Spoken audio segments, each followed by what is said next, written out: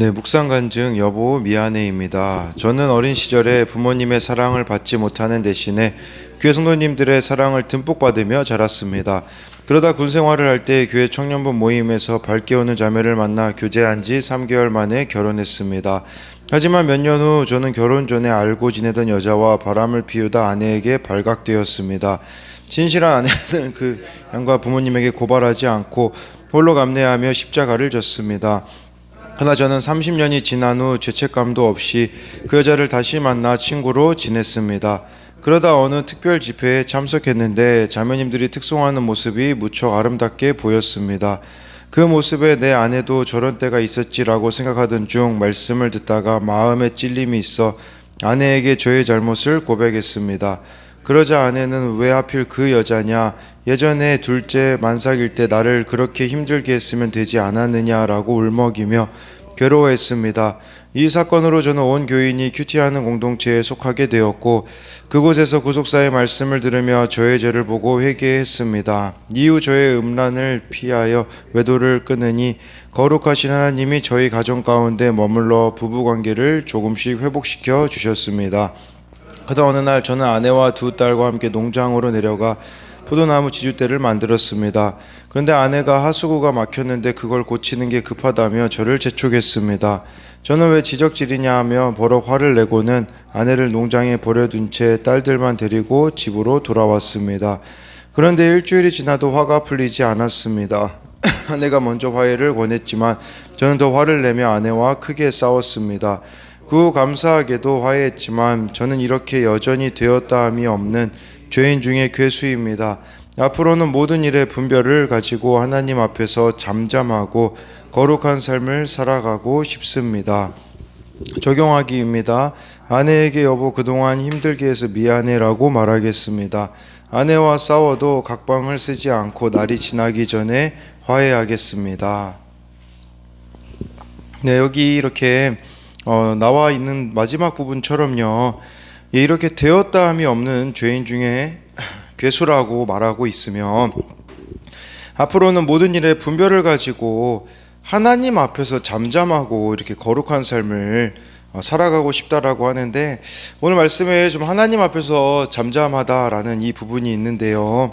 네, 그것은 정말 우리의 본성대로 반응하지 않는 또 그것이라고 할 수 있습니다. 오늘은 이 스가랴 2장 1절부터 13절까지인데요. 세 번째 환상입니다. 8가지 이 스가랴에게 하나님이 주신 환상 중에 세 번째 환상인데요. 1, 2절 보면요. 내가 또 눈을 들어본즉 한 사람이 측량줄을 그의 손에 잡았기로 내가 어디로 가느냐 물은즉 그가 내게 대답하되 예루살렘을 측량하여 그 너비와 길이를 보고자 하노라 하고 말할 때에 세 번째 환상은요, 측량줄을 가진 한 사람의 환상입니다.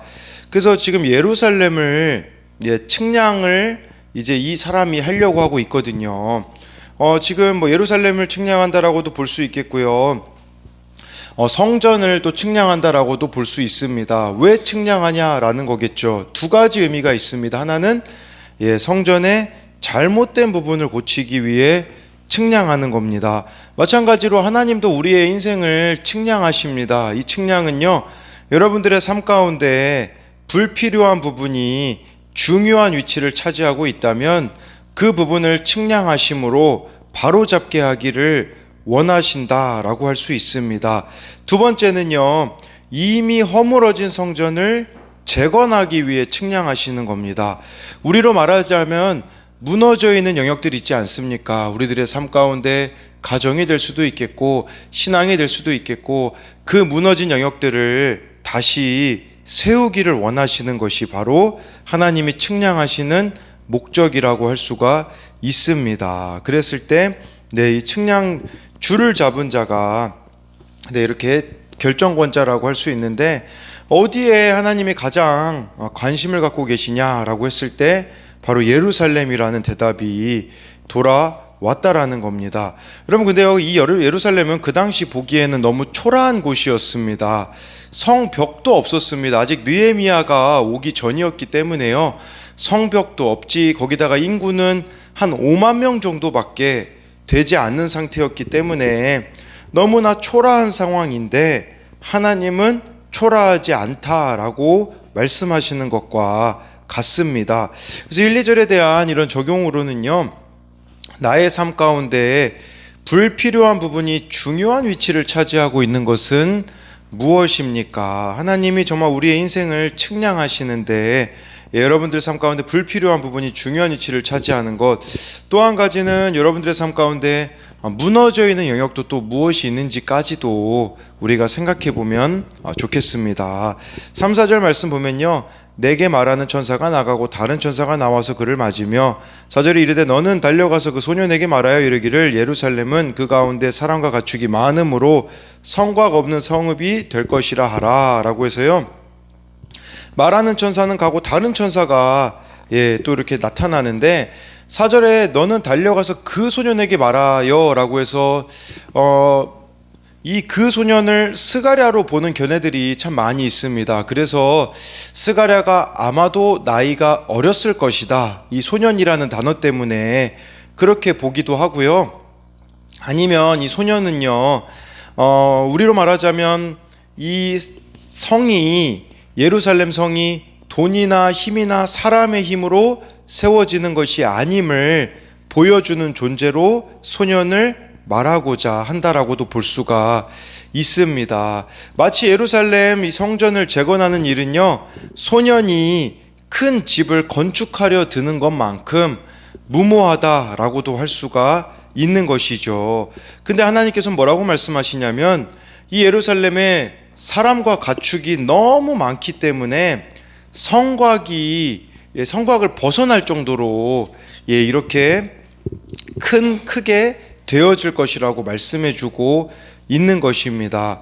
네, 그래서 이것을 보면서 우리가 생각해 볼 수 있는 것은 뭐냐면, 우리에게 있어서도 계속해서 영혼 구원을 위한 이 사람들의 범위가 넓어져야 됨을 또 뜻하는 것이라고도 볼 수가 있습니다. 언제까지 우리는 계속 나 자신에게만 갇혀 있겠습니까? 이 말씀은 나 자신을 넘어서라는 것이 아니겠습니까? 그리고 이 구원을 위하여서도 나의 한계를 넘어서는 그 일들을 하나님께서는 하기를 원하신다라는 것입니다. 그래서 3, 4절에 대한 적용으로는요, 힘들고 소망이 없어 보이는 상황에서 말씀으로 위로를 받은 적이 있습니까? 이게 지금 위로인 이유는 뭐냐면, 이 4절 말씀 보면요, 성곽 없는 성읍이 될 것이라고 하는데 실제로 성곽이 없었거든요.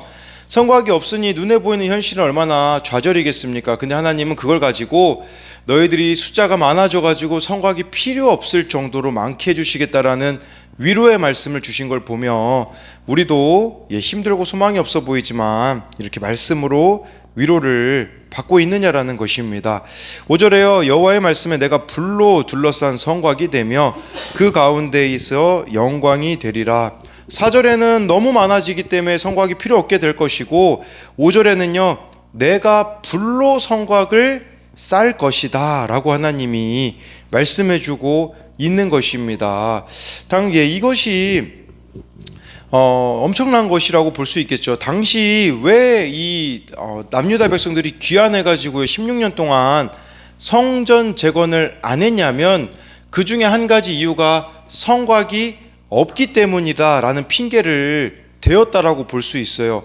아니, 이렇게 성벽이 없는데, 우리가 무방비 상태인데 어떻게 성전을 짓느냐, 성전을 짓는다고 해도 이 성벽이 없는데 그러면 누가 쳐들어와서 이 성전이 다시 무너지면 어떡하냐라는 핑계를 대고 있었던 것이죠. 근데 하나님은 내가 불로 성벽을 쌓아주겠다라고 말씀해 주는 것이죠. 그러니 하나님께서 친히 불성벽이 되어 주시겠다라고 할 수 있습니다. 그러니까 이것은 우리들에겐 그런 의미가 있겠죠. 여러분들의 삶의 토대와 같은 이 성벽이 파괴되려고 할 때에 이 말씀을 붙잡아야 한다라는 것입니다. 하나님이 불성벽이 되어 주실 것이다 라는 이 말씀이 우리들 가운데 있어야 하는 것이죠. 그래서 이 5절에 대한 적용은요, 무엇이 무너지려고 합니까? 가정입니까? 직장입니까? 삶입니까? 그 가운데 불성곽 되시는 하나님을 신뢰합니까? 네, 6절 7절 말씀 보면요, 오라 너희는 북방 땅에서 도피할지어다 여호와의 말씀이니라. 이는 내가 너희를 하늘 사방에 바람같이 흩어지게 하였음이니라. 여호와의 말씀이니라.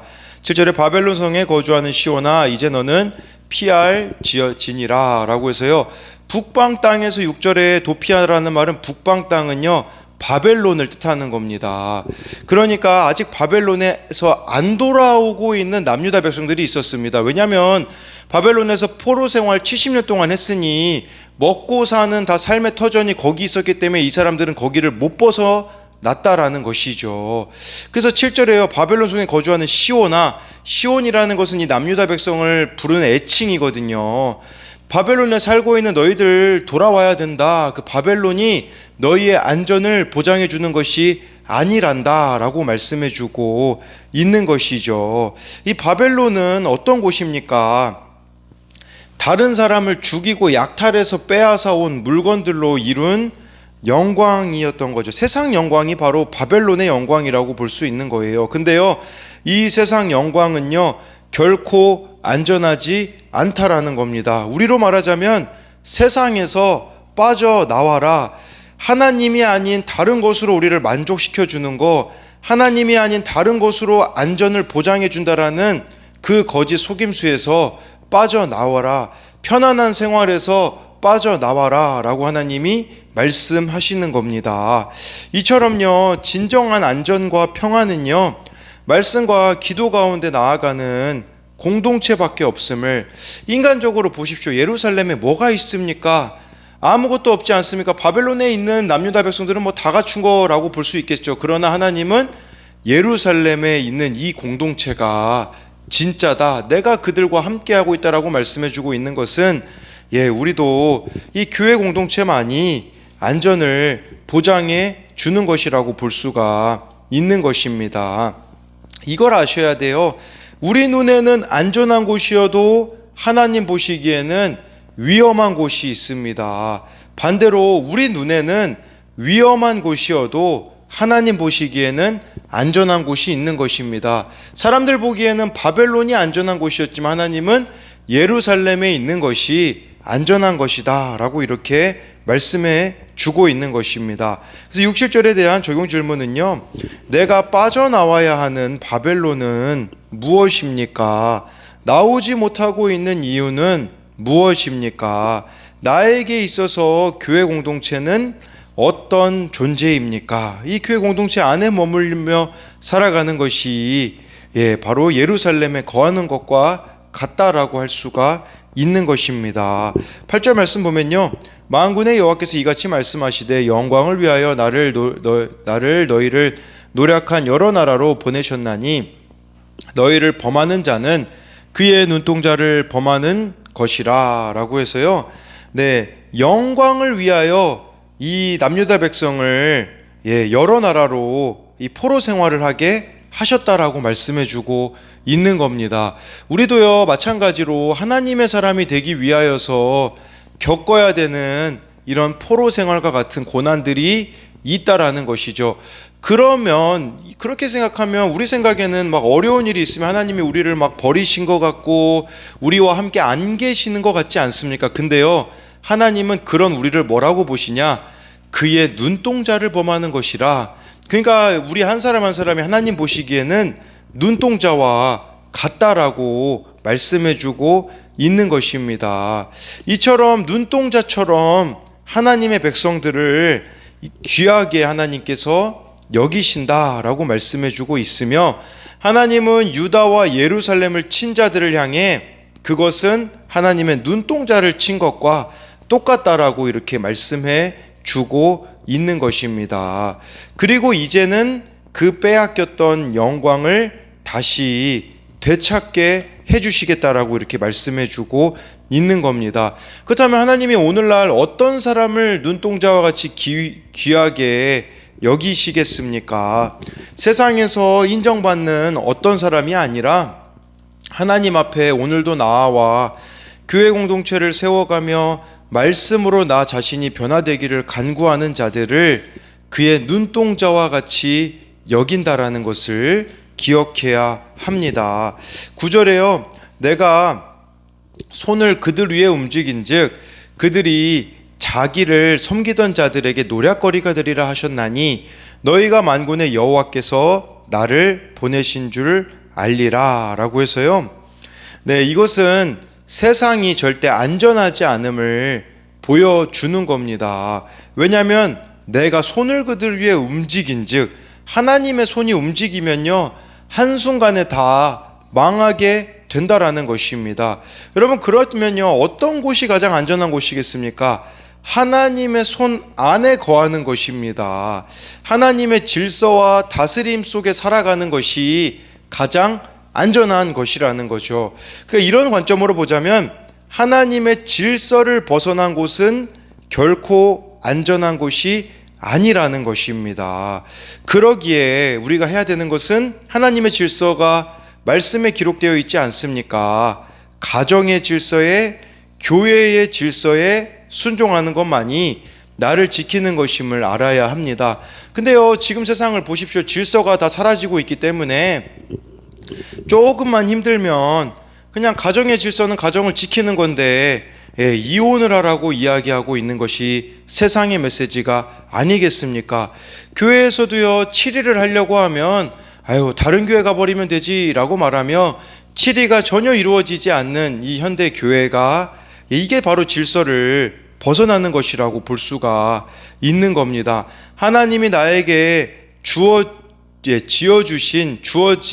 그곳 가운데 우리가 순종하며 살아가는 것만이 하나님 손 안에 거하는 것임을 기억해야 합니다. 그래서 이 구절에 대한 적용도요, 가정과 교회 공동체의 질서에 순종하고 있습니까? 말씀에 순종하여 묵묵히 고난을 인내할 때 힘든 상황이 역전된 경험이 있습니까? 라고 해서요, 정말 우리가 말씀에 순종하여 묵묵히 인내해야 되는데 인내하지 못하고 참 우리가 도피하려고 할 때가 얼마나 많이 있습니까? 그러나 그곳에 인내할 때 이렇게 힘든 상황을 하나님은 역전시켜 주실 수 있는 분임을 기억해야 합니다. 10절 11절에요. 여호와의 말씀에 시온에 따라 노래하고 기뻐하라. 이는 내가 와서 내 가운데 머물 것임이라. 11절에 그날에 많은 나라가 여호와께 속하여 내 백성이 될 것이요 나는 내 가운데에 머물리라.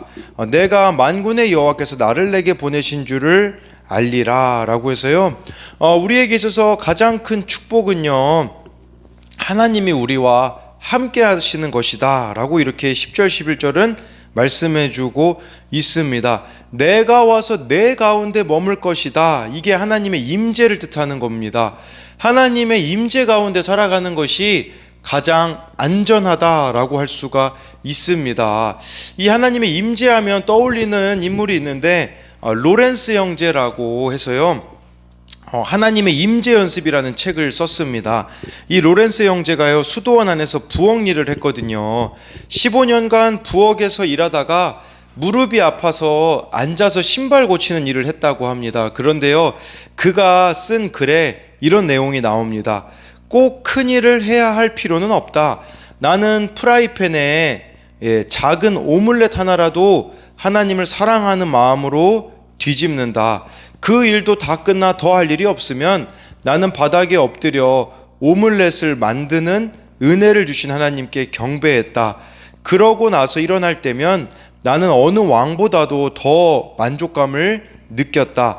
하나님의 임재 안에 거하는 것에는 무슨 특별한 기교가 없다. 우리는 그저 늘 똑같은 마음으로 단순하게 그것을 연습할 수 있을 따름이다 라는 글을 남겼습니다. 그러니까 그에게 주어진 이 일상 가운데 하나님의 임재 안에 거하는 삶을 살아가기를 노력했다라고 이렇게 고백해주고 있는 것인데, 우리의 이 평범한 일상 속에서도 이 연습이 있어야 됩니다. 정말 하나님을 사랑하는 마음으로 주어진 일들을 감당한다면 우리들의 삶에는 하나님의 통치를 받게 되어지기 때문에 변화가 일어날 수밖에 없다는 것입니다. 그래서 이것에 대한 적용 질문으로는요, 주어지는 일상의 삶 가운데 하나님의 다스림을 받고 있습니까? 12절 13절에요. 여호와께서 장차 유다를 거룩한 땅에서 자기 소유를 삼으시고 다시 예루살렘을 택하시리니 13절에 모든 육체가 여호와 앞에서 잠잠할 것은 여호와께서 그의 거룩한 처소에서 일어나심이라 하라 하더라 라고 이렇게 말씀해 주고 있습니다. 예, 하나님이 자기 소유로 삼으시고 예루살렘을 다시 택하신다라고 말씀해 주고 있거든요. 그러면 우리가 해야 되는 일은 뭐냐면 하나님의 택함을 받은 저와 여러분들이 해야 되는 것은 13절 말씀처럼요, 하나님 앞에 잠잠하게 살아가는 것입니다. 예, 이 하나님 앞에 잠잠하다라는 게 무슨 말입니까? 요새 계속 말씀드리는 거잖아요. 어떤 일이 있을 때 마땅히 나에게 있어야 될 일이었습니다. 어떤 말을 들었을 때 내가 들어야 될 말이었습니다 라고 인정하는 것이 하나님 앞에서 잠잠한 것이라고 볼 수가 있는 거예요. 근데요, 하나님 앞에 떠드는 자들이 얼마나 많은지 몰라요. 조금만 나랑 안 맞으면 하나님 살아계시냐고 하나님한테 삿대질하며 하나님 앞에 혈기를 내는 자들이 얼마나 많이 있습니까? 그러나 13절에요, 하나님 앞에 우리가 잠잠하면 하나님께서 우리들의 삶을 인도해 가신다라는 것을 기억해야 한다라는 것입니다. 내 생각과 내 뜻과 내 방법이 아니라고 할지라도 하나님을 신뢰하며 가는 것이 하나님 앞에 잠잠한 것이 아니겠습니까? 12절 13절에 대한 마지막으로 적용 질문으로는요, 하나님이 이렇게 일하셔야 한다고 따지고 있지는 않습니까? 하나님께서 일하실 수 있도록 내가 잠잠해야 하는 곳은 어디입니까? 구원을 위해 나는 누구에게 잠잠해야 하겠습니까? 이거 쉽지 않죠. 우리가 잠잠해야 한다라는 거, 내가 잠잠해야 되는 곳이 있고 잠잠해야 되는 사람이 있는 거죠. 그냥 퍼부어 버리면 내 마음이 시원해질 것 같은데 그렇게 하지 말라고 하나님께서 잠잠하면 하나님께서 일하신다라는 것을 우리는 기억해야 한다라는 것이에요. 그렇기 때문에 하나님께서 지금 측량줄을 가지고 저와 여러분들의 삶을 측량하고 계십니다.